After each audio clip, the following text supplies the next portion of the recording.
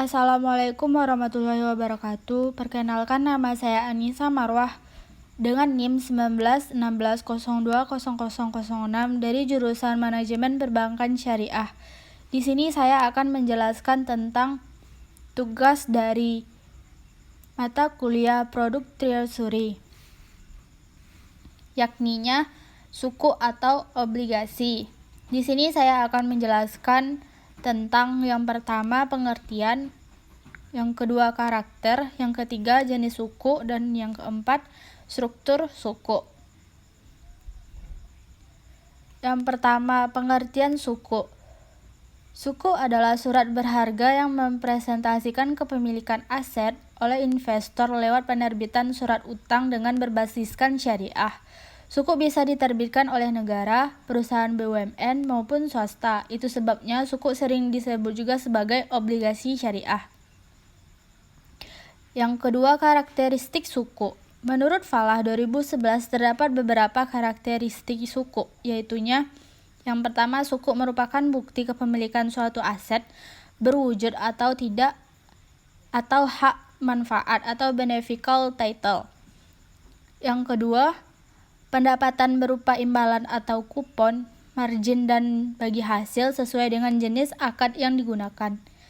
Ketiga, terbebas dari unsur riba, gharar, dan masyir. Keempat, penerbitan melalui Special Purpose Village atau SPV. Yang kelima, memerlukan underlying asset. Yang keenam, penggunaan prokes harus sesuai dengan prinsip syariah. Yang ketiga, jenis-jenis suku. Di sini ada 4 jenis suku. Yang pertama yaitu suku ijarah. Suku ijarah adalah suku yang diterbitkan berdasarkan perjanjian atau akad ijarah, di mana suatu pihak bertindak sendiri atau melalui wakilnya menyewakan hak manfaat atas suatu aset kepada pihak lain berdasarkan harga dan periode yang disepakati. Yang kedua, suku mudharabah. Suku mudharabah adalah suku yang diterbitkan berdasarkan perjanjian atau akad mudharabah, di mana suatu pihak menyediakan modal dan pihak lainnya menyediakan tenaga dan keahlian. Keempat, suku istisna. Suku ini diterbitkan berdasarkan perjanjian atau akad istisna. Dan selanjutnya suku musyarakah. Suku yang diterbitkan ini berdasarkan perjanjian atau akad musyarakah, yang dimana kedua belah pihak atau lebih bekerja sama menggabungkan modal untuk pembangunan proyek baru. Lanjut yang keempat, struktur suku. Di sini ada 4 jenis struktur suku. Dan yang pertama adalah SBSN, ijarah sell and leaseback.